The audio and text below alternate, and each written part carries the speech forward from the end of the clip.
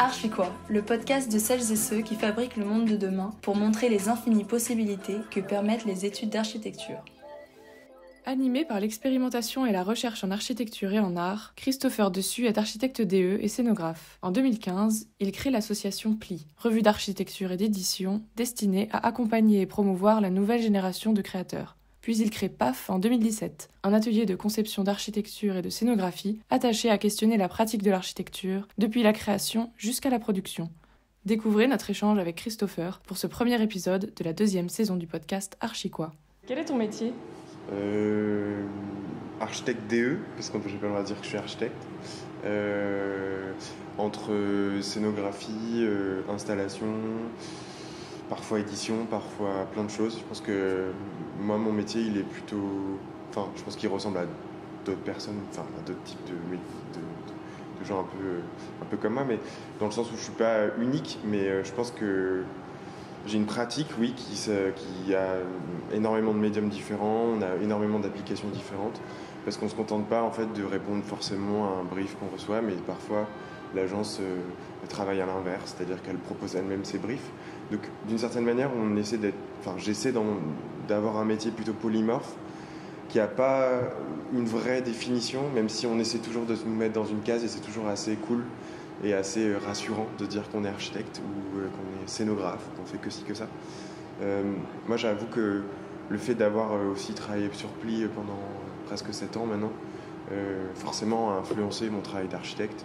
Et aujourd'hui, mon travail d'architecture et de scénographie forcément se fait influencer par mon regard aussi, par rapport au design, par rapport à l'édition et tout. Donc je dirais plutôt, c'est un métier, je me considère comme un architecte scénographe.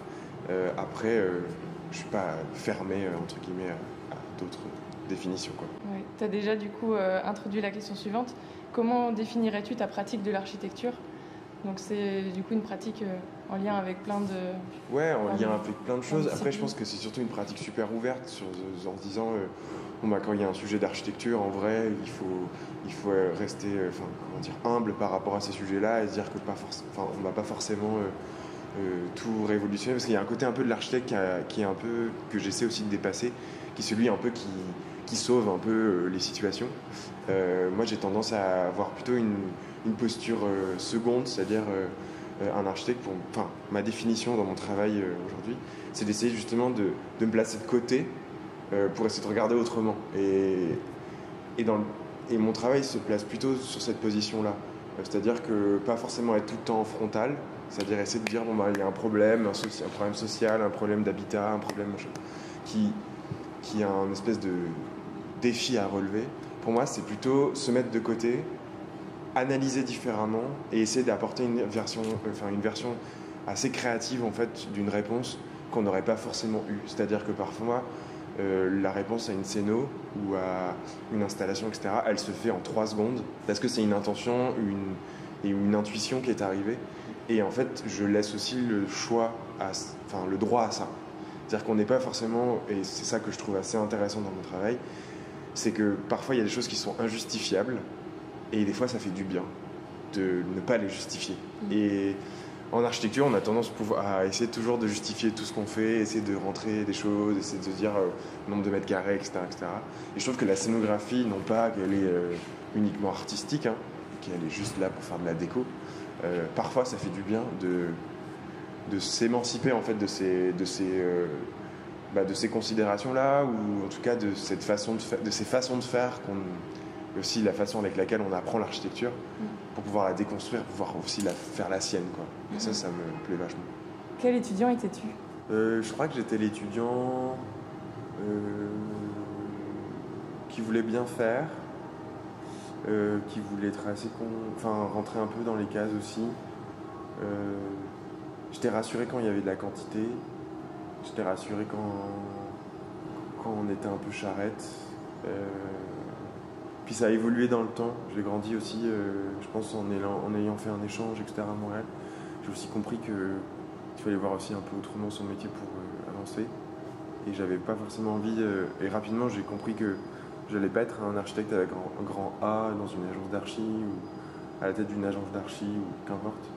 Mais plutôt quelqu'un de curieux, qui essaie de faire des choses et qui essaie surtout, je pense, essayer de raconter des histoires à chaque fois que j'étais en train de faire quelque chose. Donc, je crois que j'étais plutôt modèle et en même temps un peu digressif sur la fin, quoi. Ouais. Où j'ai pas très bien compris pourquoi je passais un diplôme, où j'ai pas très bien compris. Je pense qu'avec du recul, je me suis un peu focusé en me disant passe ton diplôme, comme ça c'est fait. Mais je crois que le diplôme m'a appris une chose, c'est comment traiter un sujet qui est hyper sensible et comment le rendre hyper factuel pour qu'il soit d'une certaine manière compris de tous. J'avais travaillé sur Montréal à l'époque, qui était une ville de cœur pour moi, qui racontait énormément d'histoires, qui pour moi m'a fait énormément grandir, etc. Et en fait, j'ai pris ce sujet-là et j'ai essayé d'en faire un sujet d'archi. Et ça a fonctionné. Je me suis dit, d'une certaine façon, on peut traiter de tout avec l'archi, même les sujets les plus sensibles, qui sont enfouis en nous, font partie de notre vie, etc. Et on peut arriver à les traiter. Et ça, j'ai trouvé ça assez cool. Je pense que c'est le dernier enseignement, je pense, de l'étudiant en partant. Du coup, à toute échelle, parce que l'échelle de Montréal, c'est quand même une échelle assez importante. Ouais, c'était une grande échelle. Ouais. Et du coup, ce rapport d'échelle était assez intéressant parce que j'ai essayé de travailler à la fois sur le côté un peu métropolitain et à la fois travailler sur l'individuel. Et j'ai essayé aussi d'essayer de comprendre en fait comment le métropolitain pouvait influencer l'individuel, et j'ai rapidement aussi compris que ça marchait pas forcément tout le temps, quoi. Et qu'il fallait pas forcer forcément les choses. Et tes expériences de stage, du coup, elles ont eu aussi un rôle dans ton évolution et le fait de la compréhension de tes envies aussi, peut-être pour la Je pense que j'ai un caractère super têtu. Ouais. Et je pense que j'ai fait des stages. J'ai fait 2 stages, je crois, à Paris et à Montréal. Et je crois que j'étais assez têtu pour me dire fais tes stages en archi, comme ça c'est fait. Et en même temps, j'ai trouvé des gens géniaux, c'était vraiment trop bien. Mais je pense que j'étais tellement têtu et tellement obstiné par l'édition, par il faut que je le fasse, par tout ce que j'avais à côté, l'assaut qui tourne, les plis qui sortent, une vision un peu plus globale de l'archi que j'essaie d'entreprendre, etc. Parce que j'entreprenais en fait en parallèle de mes études. Je crois que ça m'a beaucoup plus aidé que le stage en lui-même. Je sais pas si je suis clair. Ouais. C'est-à-dire que le stage, si on n'y va pas forcément avec un objectif ou un objectif très clair, en fait, peut-être que ça peut servir à pas grand-chose. Enfin, je sais pas. Dans tous les cas, toute expérience est intéressante à avoir, mais moi, c'était pas. Le stage n'a pas été le déclencheur non plus d'une nouvelle façon de voir les choses, quoi. C'est plutôt têtu. Je suis toujours. Et du coup, quel a été ton parcours en tant qu'étudiant et puis après quand tu es rentré dans la vie professionnelle? En tant qu'étudiant, moi j'étais à l'école de Versailles. J'ai passé la licence là-bas. Après j'ai fait mon master à Montréal et puis j'ai fini mon diplôme ici. Et à la suite de ça, en fait Pli est né en 2015. Du coup il est né genre 6 mois après que je quitte l'école. Et après ça s'est enchaîné. Après j'ai du coup commencé parce que je comprenais pas, j'avais très envie d'être DA ou designer graphique. Du coup j'ai commencé à faire une formation en direction artistique internationale. J'ai arrêté parce que j'ai été contacté par la ville à Noailles pour bosser là-bas. Et du coup j'ai été producteur d'expo là-bas avec toute une équipe hyper chouette. Travaillé pendant presque 1 an. Et à la suite de ça, j'ai enchaîné les petits boulots. À gauche à droite, et PAF Atelier en fait est né à peu près, je pense, un an et demi après, parce que je commençais à avoir un peu d'expérience et puis ça manquait un peu la scéno, j'avais envie de un peu retoucher à tout ça. Et puis voilà, c'est parti comme ça. Et est-ce que tu as rencontré des obstacles Beaucoup. sur ce parcours? Beaucoup, parce que en vrai on n'a rien sans rien. Et on en est où on est quand on travaille, quoi. Donc puis moi je suis pas, peut-être à la différence de d'autres personnes, non pas que je les blâme, mais moi je suis hyper modeste, j'ai pas d'appétence particulière pour la création de base. J'ai une famille assez éloignée dans le sud qui est pas du tout en fait la culture de l'archi. Non, je me suis fait tout seul, on va dire. Et ma famille m'a soutenu et mes amis aussi. Euh, mais oui, beaucoup d'obstacles financiers. L'année, en plus, là, 2020 a été un sacré truc. Argent, socialement, administrativement, oui, beaucoup. Et je pense que l'obstacle principal, c'est d'arriver à monter sa propre structure, être consolidé juridiquement, faire attention à ses choix et gérer perso, pro. Enfin, j'ai commencé jeune en fait à faire tout ça. Faire de la comptabilité à 23 ans, je pensais pas, en plus de tout. Mais c'est formateur. Accéder à des premières commandes, c'est jamais aisé. Alors du coup, comment se sont passés les débuts peut-être pour PAF, parce que Pli c'est un peu différent. Pli c'était de l'édition. Comment ça s'est passé En fait, Pli a été un peu le départ de pas mal d'expérimentations au CNO quand même. Parce qu'au final, les lancements étaient toujours un prétexte, oui, à faire des choses, etc. Puis il y a le PPW, il y a le Pli Public Workshop au pavillon d'Arsenal, qui a été quand même assez fondateur de l'agence quand même, parce que ça nous a donné un peu de visibilité, et puis ça permettait de valider aussi des choses que j'avais apprises, et voir si ça marchait. Après, la commande en scéno, c'est long. C'est long parce qu'on ne comprend pas forcément l'intérêt d'un scénographe, d'un architecte d'intérieur plus rapidement. Puis en architecture, il faut se dire, être architecte d'intérieur, c'est moins valorisant que d'être architecte avec un grand A. Du coup, j'étais pas forcément dans ce réseau-là. Après, ce que je dois dire, c'est qu'il y a eu énormément de réseautage qui a été fait. Enfin, ça a été vraiment un vrai boulot de convaincre aussi et d'essayer d'exister. Donc moi, j'ai commencé pas mal dans le retail pour des marques. Et c'est comme ça, en fait, que l'agence s'est un peu construite aussi, quoi. Ouais. Et qui s'est fait connaître doucement. Ouais. C'est une question qui va peut-être être simple, mais comment s'articule ton métier et tes passions ? Elles sont ensemble. J'ai la chance d'avoir un endroit où je travaille et où je suis, on va dire, heureux et où j'arrive à conjuguer ce que j'aime faire et gagner de l'argent, enfin, pour que je puisse vivre. Là, j'y arrive. Là, ça commence à arriver, donc je suis content au bout de 4 ans. Et je pense que je suis têtu, comme je disais tout à l'heure, et entêté. Et je pense que d'être un peu borné et d'être extrêmement focus sur un objectif, de faire en sorte que ce que je fais tous les jours me plaise. Bon, il y a des jours où j'ai pas du tout envie de travailler, où j'en ai marre, mais c'est assez précieux. Et je suis assez heureux d'essayer de le consolider ou d'y rester. Après, j'en ai d'autres de passions que l'archi, les couleurs, les formes, des choses comme ça. Ou travailler pour des festivals, ou faire des projets humanitaires ou sociaux, etc. J'en ai d'autres, mais je crois que j'ai essayé de le travailler dans ce sens-là. Et peut-être de faire en sorte qu'il y ait un maximum de tes passions qui aussi qui rentrent dedans et puis dans ton quotidien. Ouais, et puis surtout qui m'apportent des choses au quotidien. Ce qui fait que personnellement, parfois, je peux avoir une vie un peu d'inouïte. Parce qu'au final, quand tu travailles beaucoup et que tu conjugues un peu passion, pro, etc., du coup, forcément, ça se mélange et du coup, tu te mets un peu à tout le temps travailler. Mais j'apprends à séquencer. C'est un long travail. Ouais. Comment concevoir et construire en 2021 ? Bonne question. C'est très dur. Enfin, c'est pas dur.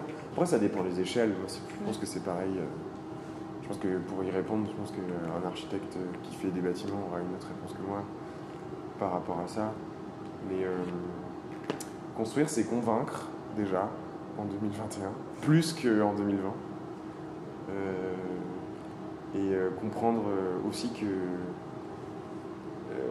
que ce soit de la scéno, que ce soit de l'édition, que ce soit rien, tout est ancré dans une espèce d'araignée qui est une balance en fait entre la monnaie, on va dire, la politique, le marketing, plein de choses comme ça qui rentrent en jeu, qui sont des choses en fait qui peuvent être associées. Moi, des fois, je les associe à une mairie, ou ça pourrait être l'intervention d'une mairie, d'un maire ou d'un promoteur, par exemple. Et sur ce genre de projets, par exemple, qui sont plus petits, qui sont plus de... Et je pense que si tu arrives à comprendre en fait que un objet scénographique ou un objet produit, une architecture, etc., pas quand on n'est pas dans du privé-privé, hein, et la conjugaison en fait de plein de facteurs qui sont aussi, comment dire, qui sont pas de ton fait.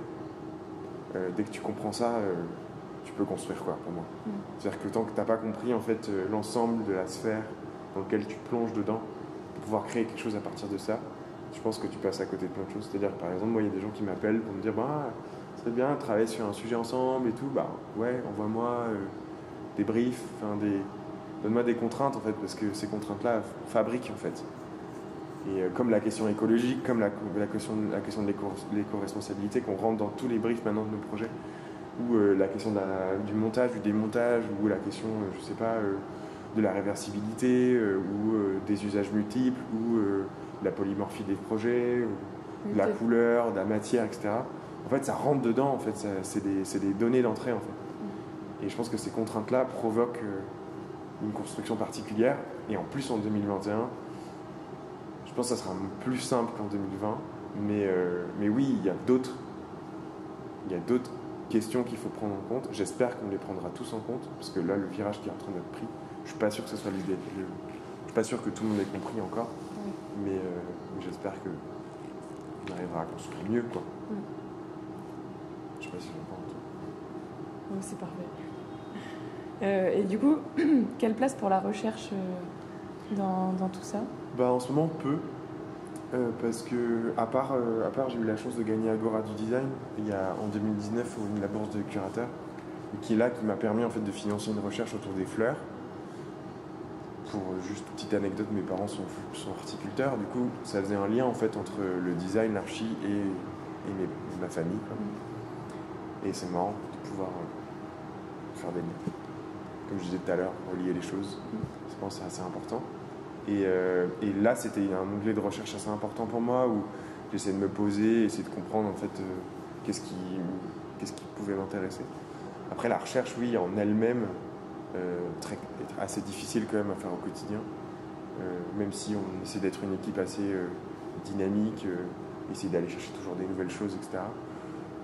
J'avoue que la recherche, pour l'instant, elle est un peu de côté. Puis l'édition est un peu en stand-by pour l'instant, parce que évidemment, la crise sanitaire a été hyper forte et a contraint en fait une maison d'édition aussi indépendante à ralentir aussi la cadence. Parce que quand on est bénévole sur une association et qu'on se prend un Covid dans la tête, on pense à on a d'autres priorités, notamment celle de trouver un boulot ou de récupérer de l'argent ou pour survivre, etc. Donc on est sur d'autres choses. Forcément, le bénévolat se met de côté, et ça c'est évident, c'est humain. Donc du coup, ça a été ralenti, mais j'espère ne jamais perdre ce lien. Après là, on est en train d'essayer de monter une recherche autour de la scéno, parce qu'en gros, aujourd'hui, il y a assez peu en fait de médias ou d'organes de recherche autour de la scénographie. C'est-à-dire c'est assez poreux en fait comme métier, dans le sens où c'est souvent associé aux beaux-arts ou aux arts déco ou à des pratiques de design, etc. Alors qu'en fait, la scénographie, quand on est architecte, franchement, c'est assez chouette. Après, il y a des nouveaux architectes une génération d'architectes qui quand même cassent un peu ces codes-là, et c'est assez chouette. Mais je trouve que c'est assez inerte. Donc là, on essaie de monter un truc comme ça, mais c'est plus en ralenti. Ouais. Et du coup, après des mois de crise sanitaire, quelle serait la place de l'architecture et son rôle aujourd'hui, et peut-être du coup de la scénographie plutôt après la crise? Ouais, ça va peut-être pas changer. Je sais pas. Franchement, honnêtement, je veux pas dire de bêtises, je sais pas. Parce que je sais pas si ça change vraiment les choses. Je sais pas si vraiment sa place a changé. Je pense qu'on construit différemment, on construit moins, je pense. Et qu'on réfléchit autrement un peu à des manières de faire. Après, je trouve que le physique ne remplacera pas le digital d'une certaine façon. Tu vois ce que je veux dire? Dans le sens où l'architecture, la Céno, elle a essayé de se renouveler un peu de manière digitale, là, avec des questions assez intéressantes sur les interactions, sur la façon avec laquelle on va pouvoir aussi vivre des expositions. Là, on avait lancé une recherche aussi sur comment faire en sorte que quand on se connecte à un site internet sur une expo, on puisse potentiellement être dans l'exposition d'une certaine façon aussi, physique. Est-ce que c'est des nombres de visiteurs qu'on voit en direct? Est-ce que c'est des points qu'on voit dans l'espace? Et d'une certaine façon, pour aussi rendre l'expérience de la scénographie à la maison, quoi. Donc, je pense que oui, je pense que les institutions doivent se poser cette question-là de manière assez évidente, parce qu'il y a aussi plus d'argent. C'est pas les petits, en fait, c'est les petits qui vont impulser des idées, mais c'est pas eux forcément qui vont réaliser ces idées-là.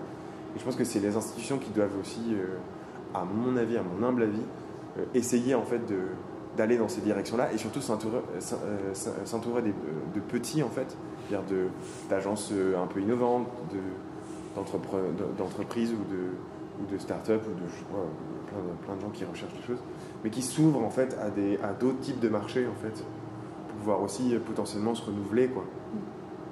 Et ça, je pense que c'est un vrai enjeu, par contre. C'est un vrai enjeu parce que les marques aujourd'hui, elles prennent ce virage, elles le prennent, et elles l'ont toujours pris. Le secteur de la mode a toujours été précurseur, en fait, dans les innovations culturelles, dans les innovations créatives, etc. Notamment en digital, notamment en film, notamment en scéno, etc. Et je pense que les institutions, il faut qu'elles prennent le virage. Ouais. Mais ça va venir, mais c'est pas encore d'actu, quoi. Enfin, parce que honnêtement, faire une exposition et faire la 3D de l'exposition pour être dedans et se balader dedans, je suis pas sûr que ce soit révolutionnaire par rapport à la scéno. À mon humble avis. Je pense que l'expérience à la maison, si elle existe à la maison sur son smartphone ou si la scénographie doit exister d'une autre façon, en tout cas moins énergivore, quoique utiliser des datas sur un serveur, c'est quand même énergivore, c'est-à-dire moins physique, et du coup où il y a moins de pertes, moins de déchets, elle se passera du coup de manière digitale, mais à quel prix, comment, pourquoi et à quelle fin, je pense qu'il y a encore beaucoup de chemin. Ouais, comme tu dis, il n'y aura pas forcément un retour en arrière, mais il y a sûrement plein de pistes il y a des pistes à développer. Il y a beaucoup de pistes à développer, mais j'espère que... Enfin, comment dire ça, je pense que c'est cool qu'en école on se pose ce genre de questions, mais ça serait super aussi qu'il y ait des politiques ou des politiques de culture, en fait, qui soient orientées vers ça, en fait, et vers des sachants, en fait, et des personnes qui recherchent ce genre de choses et qui essaient justement de faire évoluer les choses dans un sens beaucoup plus propre, sain, sensé. Par exemple, sur des montages, on s'est retrouvé dans des cas où on n'arrivait pas à recycler les éléments, où on n'arrivait pas, je sais pas, à développer des choses parce qu'il y avait des normes particulières qui étaient données dans des institutions et qu'on ne pouvait pas réutiliser cette chose-là. Je pense qu'il y a un vrai effort collectif à faire là-dessus sur faisons de manière intelligente, en fait, la production des nouvelles scénos, quoi. Et je pense que ça vient de là, hein. Et ça viendra quand je vois même... Il y a quand même des gens qui réfléchissent depuis des années. Regardez Bella Stock, l'évolution qu'ils ont eue pendant 10-15 ans, là. Ils sont partis de palettes et aujourd'hui, ils arrivent à avoir des marchés sur des bâtiments, à développer des circuits courts, en fait, sur des matériaux qu'ils récupèrent et qu'ils réutilisent sur des façades. Ils arrivent à construire des bâtiments entiers quasiment comme ça. Je veux dire, c'est possible, en fait. Enfin, ils y arrivent. Donc pourquoi tout le monde ne pourrait pas, d'une certaine manière, prendre exemple, en fait, sur ce genre d'action qui est quand même notable, quoi. Franchement, je pense que c'est ce type d'engagement qui font que la scéno ou l'archi prend des virages. Enfin, tu vois ce que je veux dire? Il y a un truc de conscience collective sur la manière de produire de l'architecture. Mais alors là, je pense qu'on est sur un sujet hyper vaste. Mais je veux dire, c'est que ça vient pas que des petits, ça doit pas que venir des petits. Je pense que les petits sont épuisés, en fait, de ça. Mais je pense que ça doit venir de là. Je sais pas si je suis clair, mais je pense que c'est important, en fait. Vraiment super important. Est-ce qu'il y a un projet qui t'a le plus marqué que d'autres? Je pense que c'est les projets à venir, je pense. Ouais. Parce que là, on a la chance de bosser avec le Palais de Tokyo. Donc là, c'est plutôt intéressant. Je sais pas, en vrai, moi, je hiérarchise tellement pas les projets. Pour moi, je les prends tous au même niveau, donc je sais pas trop. J'aime autant travailler sur un projet pour du retail que bosser pour une institution, je crois. Et, parce que j'arrive toujours à... Enfin, on essaie toujours de tirer la couverture vers nous. Non pas pour venir égocentrique, mais d'arriver à proposer un projet qui change un peu. Et puis donc, du coup, t'es fier, peu importe l'échelle, peu importe le... Ouais, en vrai, que ça soit une scénographie à 2000 ou à 100 000 euros, je pense que notre métier, c'est de faire en sorte qu'à chaque fois, qu'importe le prix, qu'importe l'argent bon, bien sûr, il y a des minimums. Travailler avec des bouts de ficelle, vraiment, ça commence à bien faire. Mais ce que je veux dire, c'est qu'avec 2000 euros, on peut arriver à faire des choses aussi. Avec d'autres types d'économies, avec d'autres façons de regarder les choses. Mais on peut faire bien. Donc du coup, j'ai tendance à prendre les sujets tous de la même façon. Après, bon, j'avoue que je suis un peu intense parfois, mais là, qu'est-ce qu'on a fait? Si je tire de bêtises. Voilà, il y a un petit projet au Théâtre du Châtelet aussi qui me tarde de montrer. Et puis j'avoue que cette année on a eu notre sujet on va dire marrant quoi. C'était que travailler pour l'Eurovision. Je pense que c'était pas un truc que j'avais prémédité, avec des budgets ridicules, enfin en tout cas dans ce genre de contexte. Je pense que c'est assez marrant de commencer des études en architecture à l'école de Versailles, d'avoir des enseignements hyper urbains, stricts, et finir sur une scène, un plateau télé et faire un dessin pour l'Eurovision. Bon, c'est un peu marrant. Ouais. Je pense que c'est peut-être mon projet le plus marrant de l'année. Ouais. Mais je trouve ça chouette au final que les projets qui te motivent le plus ce soit ceux à venir. Ouais, en vrai, je pense que j'ai appris aussi à me dire en fait que tout ce qui passe, tout ce qui peut, enfin, c'est aussi mon côté chef d'entreprise en fait. D'une certaine manière, je suis certes pas né avec des crayons, des dessins, des stylos dans les mains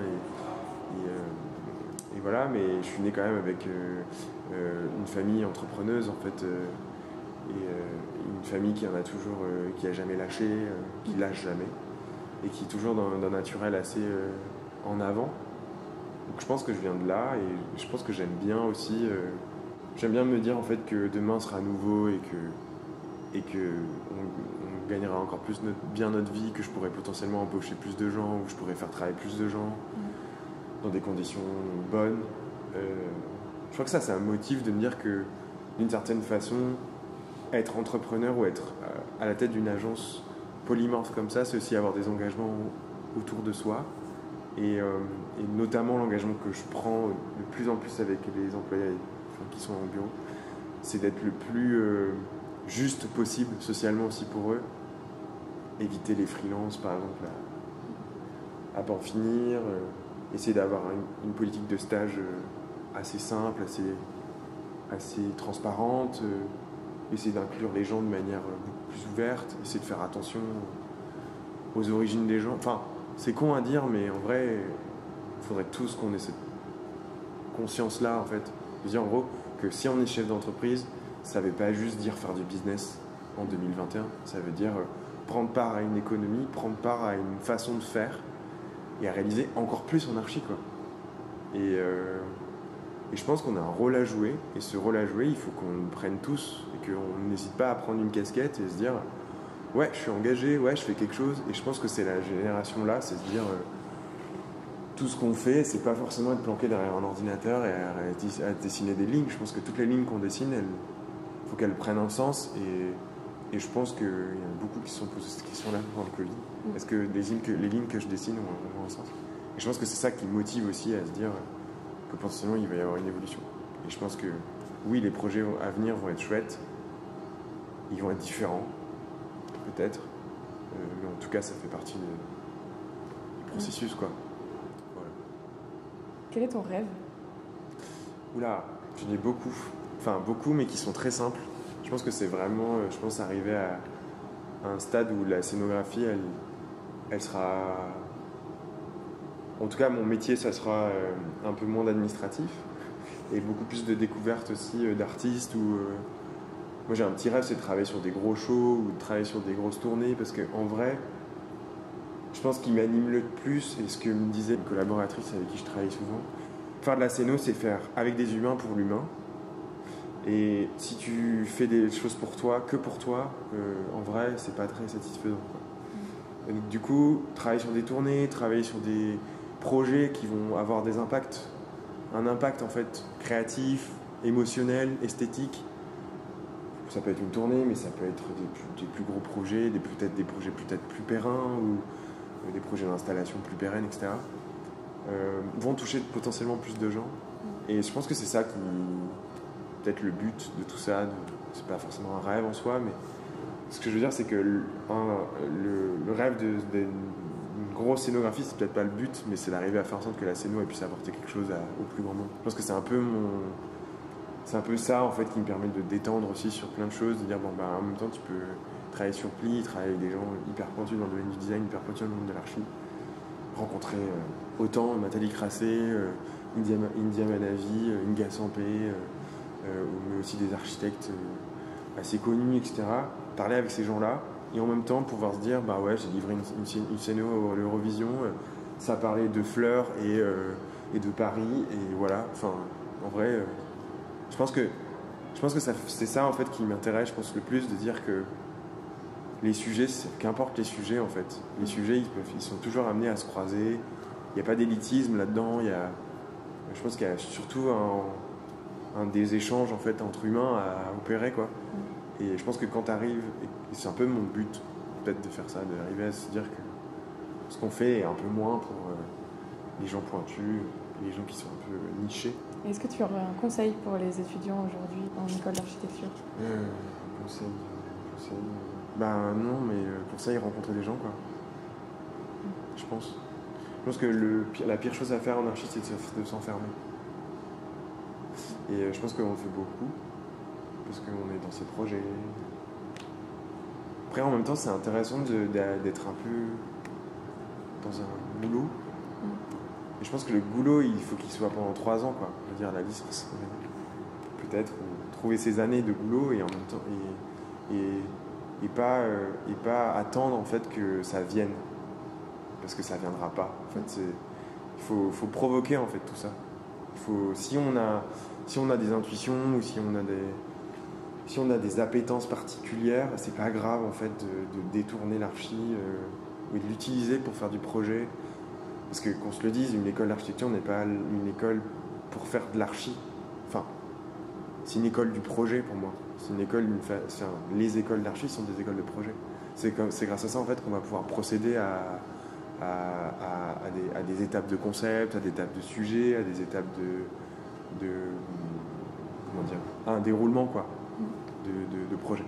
Après, archi, c'est nous, archi d'intérieur, édition, qu'importe. Merci. Avec plaisir. Merci beaucoup.